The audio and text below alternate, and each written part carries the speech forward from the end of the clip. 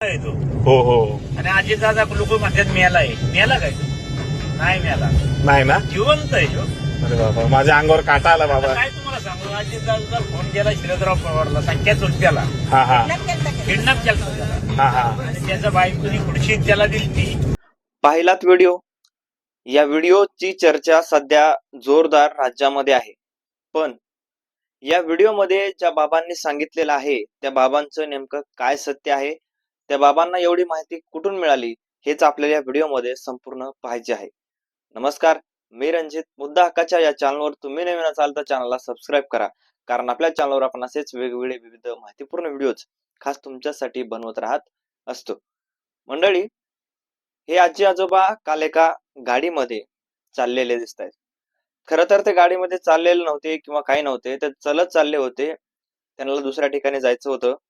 स्वतःच्या गावातून निघाले होते आणि त्या ठिकाणी त्यांना एक प्रवासी आश्रय देतो आणि प्रवासी सांगतो की चला मी तुम्हाला तुमच्या ठिकाणाला सोडतो. मग हे दोघे जण नवरा बायको त्या ठिकाणी बसतात. मग विषय निघतो. वेगवेगळे विषय निघत चालतात. बाबा कुठं चालले, बाबा काय व्हायला लागले, बाबांची कशी परिस्थिती आहे किंवा काय. आणि त्याच्यावरून विषय निघतो की अजित पवारांचा जो काही अपघात झालेला आहे, तर अजित पवार जिवंत आहेत की नेमकं काय आहे, अजित पवारांचं खूप चुकीचं झालं का, असं प्रवासी ज्यावेळेस म्हणतो त्यावेळेस ते बाबा सांगतात किंवा तो जो काही वृद्ध माणूस आहे तो माणूस सांगतोय की अजित पवार काय मेलाय का, अजित पवार जिवंत आहे, अजित पवार यांना किडनॅप केलं आहे, अशा प्रकारचा दावा त्यांच्याकडून करण्यात आलेला आहे. आणि यामध्ये अजित पवारांनी स्वतः शरद पवारांना फोन केल्याचं सुद्धा त्यांच्याकडून सांगण्यात आलेलं आहे. आणि कुठेतरी आता नेमकं खरंच या गोष्टीची पडताळणी किंवा या सगळ्या गोष्टीवर नेमकं कुठून आल्या ते हे सगळं बघतात.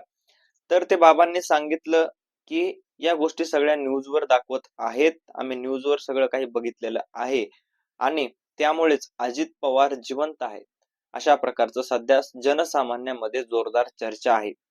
जनसामान्य लोक सांगतायत की अजित पवारांचे जे काय आहे ते स्वतः शरद पवार यांनी किडनॅपच करायचे सगळा प्लॅन दाखवला आहे आणि कुठेतरी एक प्रकारे त्यांना त्यांच्या बायकोला सीट द्यायची होती, बायकोला तिथं बसवायचं होतं, म्हणून अशा प्रकारचा जो आहे तो अजित पवारांनी आणि शरद पवारांनी हा दोघांनी डाव खेळलाय, अशा प्रकारचं काही जनसामान्य लोकांचं म्हणणं आहे. पण याच्या मागची सत्यता नेमकी काय आहे, खरंच असं आहे का, तर खरंच अशा प्रकारचं काही शरद पवारांचा डाव आहे का, शरद पवारांनीच अजित पवारांना पण ठेवलं आहे का, हे सुद्धा बघणं महत्वाचं आहे. याच्यावर सगळी पडताळणी केली असता किंवा या सगळ्या गोष्टीचा विचार केला असता या सगळ्या गोष्टीमध्ये कुठेही तथ्य आढळलेलं नाही आहे. आणि याचं कारण म्हणजे अजित पवारांचा अपघात जो झालेला आहे तो अपघात झालेला आहे आणि त्यामध्ये अजित पवारांचा मृत्यू झालेला आहे.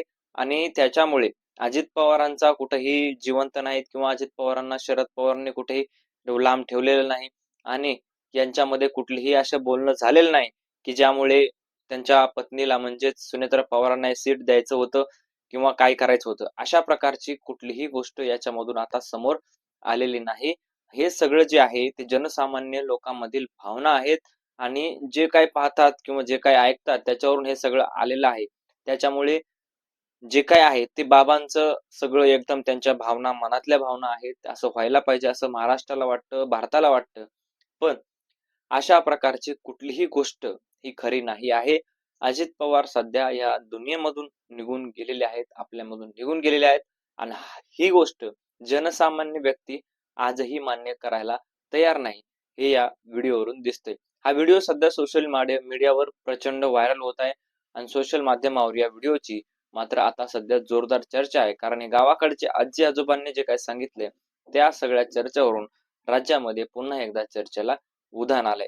तुम्हाला काय वाटतं या सगळ्या गोष्टीबद्दल? तुमचं मत कमेंट मध्ये नक्की सांगा आणि या व्हिडिओ बद्दल तुमचं मत नक्की कळवा. भेटूयात नवीन व्हिडिओ मध्ये, तोपर्यंत धन्यवाद.